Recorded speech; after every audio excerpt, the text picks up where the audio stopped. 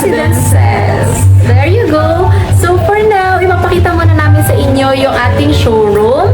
And after that, we will be having our discussion and our sample computations bago matapos yung videos. So stay tuned at huwag kayong aalis para makita nyo yung buong updates for the whole project. So, see you! Come on!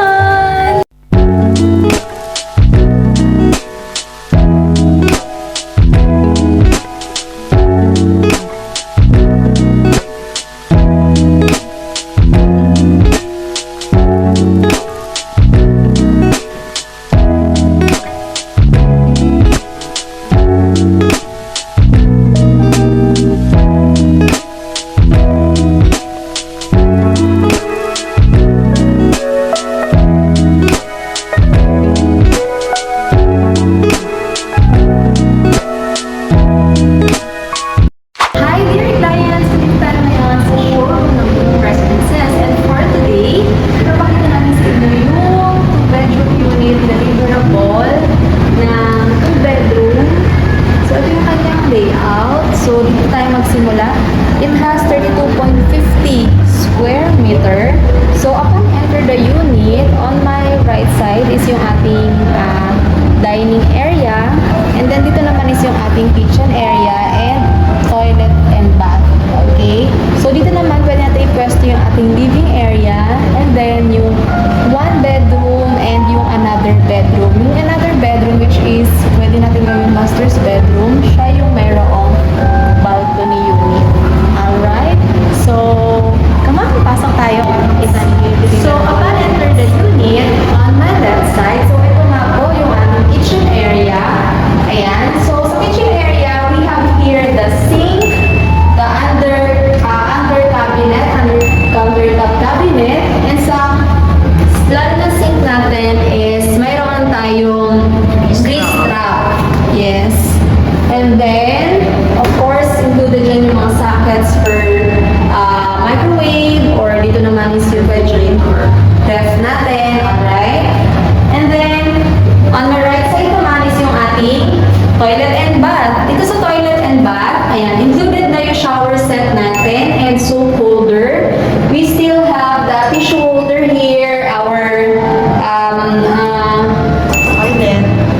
Ayun, our toilet. And then, we have also lavatory and faucet here.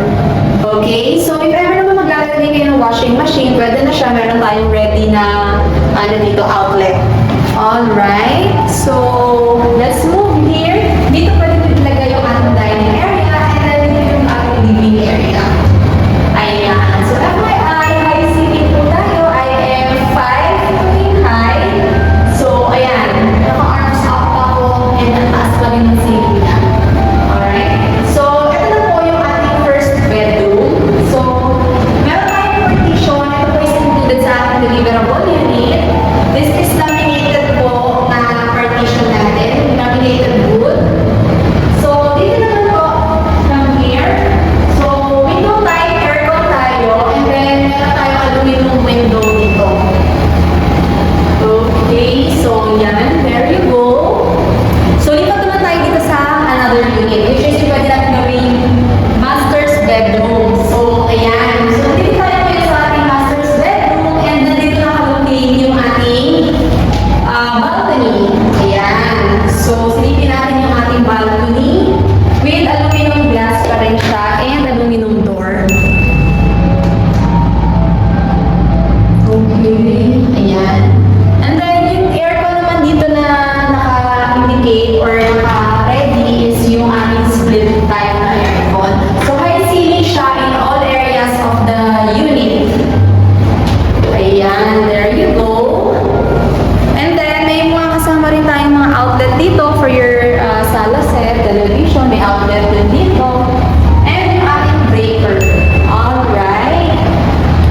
So, ngayon naman, mag-proceed naman tayo doon sa ating upgraded unit, which is yung naka-interior design na para makita nyo naman kung anong pwedeng maging itsura ng unit na pwede nyo bilhin at pwede nyo i-dress up if you want. Alright, so let's go! So, there you have it. Nandito naman tayo sa ating 2-bedroom unit, which is yung upgraded. Ayan. So, we have here the 31.9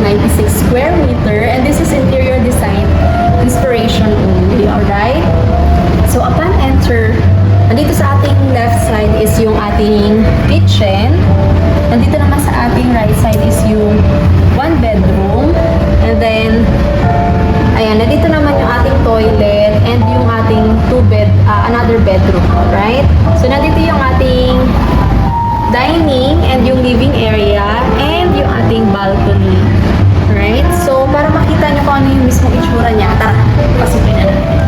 Alright, so here on my right side, ito yung ating kitchen. So sa upgraded unit, meron na tayong overhead cabinets and strange food which is not included in the deliverable unit. Okay? So ma-clear tayo dyan. So ito naman, pinabago na yung ating countertops, pero still meron pa rin tayong sink and under counter top cabinet. Alright? So same pa rin. Meron pa rin tayong grease trap here. And then, ayan. Dito naman sa ating right side, nandito yung ating one bedroom. So, disclaimer lang sa ating mga investors, dahil ang unit na ito is another layout na siya ng 2 bedroom. But, all units here in Bloom Residences are all 2 bedroom. Pero iba-iba na lang siya ng layout. So, if you have other questions, you may contact your agent or us as your agent for more details. Alright? So, eto naman, yan. Ganito yung pwedeng maging layout ng isang bedroom natin. Yan, there you go. Ayan. Diba? Very classy, very pangbata. And then, ito naman yung ating, ayan, naglagay sila ng cabinet. Here, with matching dress. Inside the cabinet. And then, naka-ano siya, mirror pala siya kasi para mas nakakaluwag ng space. Dining and living area. Ayan. So, ayan. Since high ceiling tayo, diba? So, naglagay sila ng chandelier here, diba? Para mas mukha siyang social. Ayan. There you go. Then, dito naman tayo sa ating toilet and bath. Ayan. Ganyan yung itsura ng ating toilet and bath. Interior design na rin siya. Wherein, sa deliverable unit, we only have the lavatory. So, ito is upgraded na. Interiored na siya. And then, dito is mayroong washing machine na nilagay. Still, nandito pa rin yung ating toilet and bath, yung ating bowl. And then, ito yung ating shower set with soap holder. So, yun. The rest is interiored na. Na-designan na siya. Okay? Pero included pa rin siya sa ating deliverable unit. It's up to you guys kung gusto niyo siya ipa-renovate or not. Gamitin niyo siya as is. So, ito naman yung ating master's bedroom. Tada! Ayan, there you go. Ayan. Cabinet. Ayan, dito naman nakapwesto yung ating cabinet. Ayun, sliding cabinet siya since yung space natin para ma-maximize natin yung space. Ayun. So, there you go. Proceed naman tayo dito sa ating living area. Ayan, i-discuss ko lang dito na sa ating upgraded unit, naglagay lang sila ng television set and then dito is yung shelves. Okay? So, meron siyang balcony which is located sa living area. Unlike sa deliverable unit na sinek natin kanina, nasa loob siya ng master's bedroom. So, dito naman, nasa living area siya. There you go. Ayan. So, yan ang ating balcony.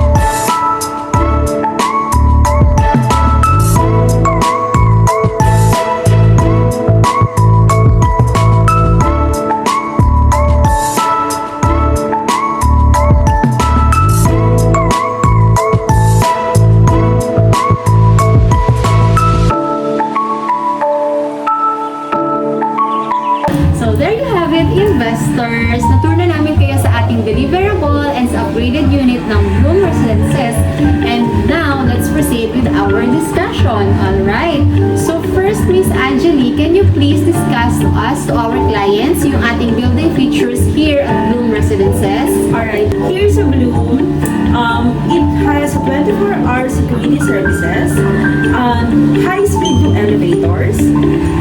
Also, maganda rin yung lobbies natin dito.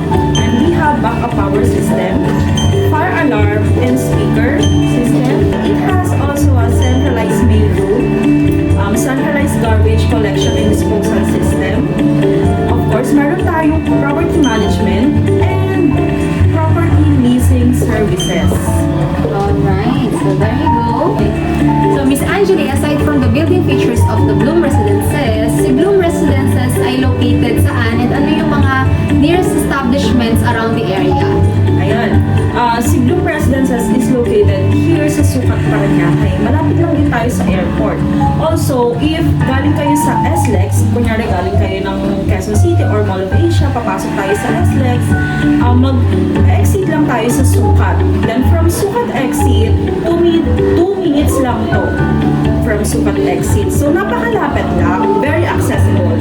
Also, yung mga malls na malapit dito, we have SM City Parañaque, Shopwise, Uniwide Warehouse, Pure Gold Sukat, SM Hypermarket, SM City Sukat, at saka yung Santana Grove.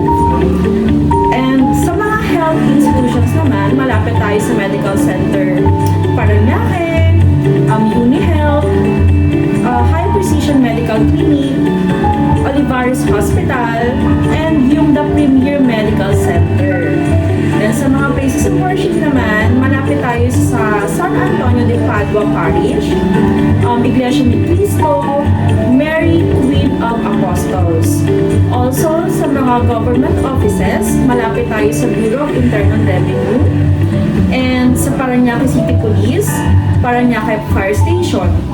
Sa educational institutions naman, malapit tayo sa Apex Schools, John Shannon Montessori, Sampaloc Site 2 Elementary School, LH Montessori High, INC, International Christian Academy, Villa Street John Academy, Escuela de San Lorenzo Luis, Regina Maria Montessori, Datamex Institute of Computer and Technology, St. Therese de Avila School of Parañaque, Pats College of Aeronautics, and yung Universal College of Parañaque. Ang dami pala! There you go. So very accessible sa lahat. Yes! Si Bloom Residences. Alright? Okay. Miss Angeli, so di ba nasa loob na tayo ng Bloom Residences? So Yes. ilang phases ba meron si Bloom Residences? Alright, we have 3 phases here sa Bloom Residences. We have the Phase 1, Phase 2, Phase 3. And then amenities? Okay. Sa lahat ng phases dito sa Bloom Residences ay merong adult and kiddie pool, multi-purpose rooms, jogging pad, landscape areas, and gazebos. Ang pinagkaiba lang is sa Phase 1, meron tayong basketball court, meron naman tayong volleyball court sa Phase 2, at meron naman tayong badminton court sa Phase 3. And then, sa ground floor, ano naman yung mga meron tayong establishments sa ground floor, Miss Angela? Alright, for example, sa Phase 1, we have residential units, main lobby, and multi-purpose room. Alright. Do we have backup power if Yes. ever na magkaroon ng brownout? Yes, we have generator set. Alright. So, how about the ventilation on the typical residential floors? Alright, it is a naturally ventilated. Okay. Do we have, Miss Angeli, the corridors measurement? Alright, for the hallway width is more or less 1.5 meters. For the hallway floor to ceiling height, it's more or less 2.4 meters. Alright. So, aside from the corridors measurement, do we have, Miss Angeli, the floor-to-floor and floor-to-ceiling height of units? Alright, for the residential floor-to-floor height, sa living and dining and bedroom, we have more or less 2.95 to 3.1 meters. And for the floor-to-ceiling height, sa kitchen and toilet and bath, we have more or less 2.35 to 2.4 meters. And for the residential floor-to-ceiling height, it's more or less 2.75 meters. Alright, there you have it. So, how about the balcony railing height and composition of the wall height? Alright, for the balcony railing height, it's more or less 1.2 meters. And then for the partition wall height, it's more or less 2.4 meters. Alright. Alright, so most of our frequently asked questions is naitanong ko na kay Miss Angeli, and now let's proceed with the sample computation. For the sample computation, we have here the 2-bedroom with balcony with 32.79 square meter. For now, we have the 5% spot promo which have 10% discount, and then the remaining 15% down payment will be payable in 61 months. So for the list price, we have here the 4,984,000, less natin yung 10% discount na 498,000, so almost 500,000 discount. FYI, take note on that.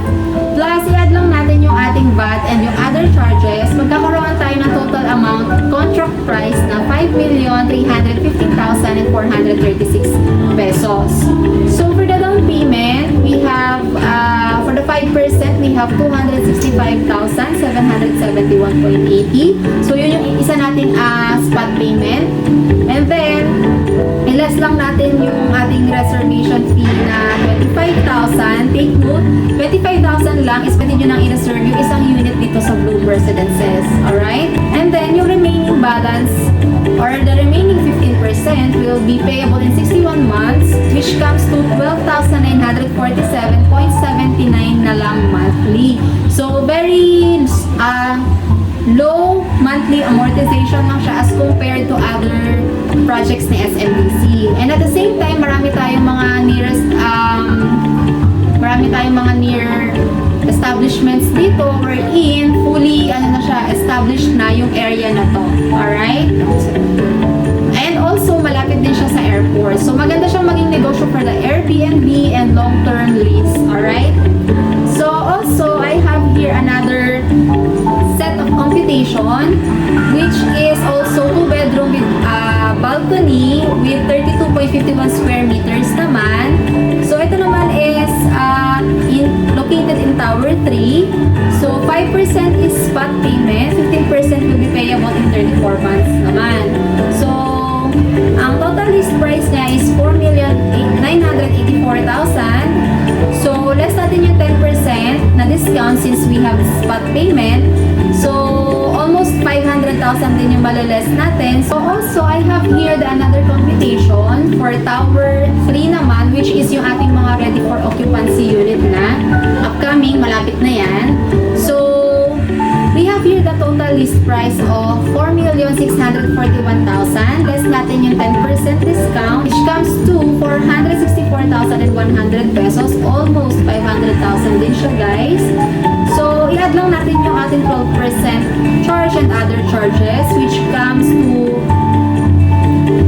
i-add lang natin yung ating VAT and other charges. So, ang total contract price natin will be 4,949,000 and 626,000.50. Again, 25,000 lang po ang kailangan natin for the reservation fee. So, ilaless lang natin yung 25,000 doon sa 5% spot payment. Ang magiging total first spot down payment nyo will be 239,981.33 monthly. And then, yung remaining na 15% will be payable for 34 months, which comes to 21,616 pesos only. Then the rest, 80% will be through cash or bank finance na natin. Alright? So, Miss Angeli, aside sa units na meron tayo dito sa Bloom Residences, so syempre yung most of our clients have their own cars, have their own transportation. So, meron ba tayong ma-offer na parking na pwede rin nilang kunin? Siyempre, meron tayong parking. Then yung computation na ay ito. Alright, so aside doon, we have the parking na for the regular parking, we have the 12.5 square meters. So, this is also payable for 35 months. Depende po sa kung ano kukuhanin ninyong computation. Pwede natin siyang kung anong computation po na kukuhanin ninyo, ising lang po ng magiging computation for the parking slot. So, we have here the list list price of 1,050,000. I-add lang natin yung VAT and the other charges. So yung total contract price of the parking will be 1,244,250 pesos. So dito naman, sa unit natin is nag-reserve tayo for 25,000. In parking slot naman, only 10,000 lang pong kailangan para makapag-reserve ng unit. So, yung down payment natin, which is yung 20%, will be payable in 35 months, which comes to 6,824.29 only per month for 35 months. And then yung 80% naman, pwede natin siyang i-bank loan or i-cash payment na. Alright? So, aside sa unit, nagbebenta rin po kami ng parking. So, ayan, na-discuss na natin yung ating ibang questions ng mga clients natin, possible questions. Then, yung sample computation is na-i-discuss na rin natin sa ating mga investors. Right now, anong kailangan natin para makakuha ng unit yung ating investors? Anong requirements? Okay, kailangan lang po namin from you ng reservation fee, of course, 25,000 for the unit. Then if you opt to get a parking, another 10,000 pesos po. Then reservation agreement, kukunin niyo po yung copy sa amin, then send namin sa inyo, then fill upan niyo po, then send back to us po. And also, your valid ID. How many valid ID na kailangan nilang i-present? Kahit isa lang, okay na yun. Either passport, driver's license. Any government issued ID? Yes. Alright. So, Miss Angeli, aside sa pagkuha nila ng unit at pwede nila itong i-occupy, ano pa ba yung mga pwede nating i-offer sa kanila para kumita rin yung ating mga investors? Yun. So, if you are an investor and hindi tayo end user, of course, pwede natin i-rent out yung unit natin either long-term lease or short-term lease. Also, bigyan ko lang kayo ng tip. Dito po, ang Airbnb dito is makapatakot na sa 4,500 per night. Oh, Per that's... night. Yun. Wow. So, computing nyo lang, let's say, pa-rent out nyo yung kumuha kayo ng unit dito, tapos ipa-Airbnb natin, computing nyo lang, kanyari, in 1 month, 21 days, 21 days times 4,500, yun po yung babalik sa inyong return. Alright. So, there you have it. So, if ever na may mga questions pa kayo, clients, please don't hesitate to contact us. Miss Angeli, saan kanila pwedeng kontakin? Alright, I have Viber, WhatsApp, and Telegram. Here's my number. Alright. So, kung naman, you may contact me directly. All text, Viber, or WhatsApp, you can reach me there. So, here are my numbers and other details. Ayan. So, if ever na may questions kayo, please do message us. Contact us now. Alright. So, Property Associate. So, thank you for watching, dear investors and clients. I am your Property Associate, Jonna Rivera, and I am Angeli Karinagan, your property specialist. so, please, if you enjoy our video, please don't forget to like, share, and subscribe. Thank you. Thank you. Bye. Please don't share. I am your... Huwag pong ganon. Ang total less... Shh. So, kasi naman ay napaka... Ang business ko magsalita.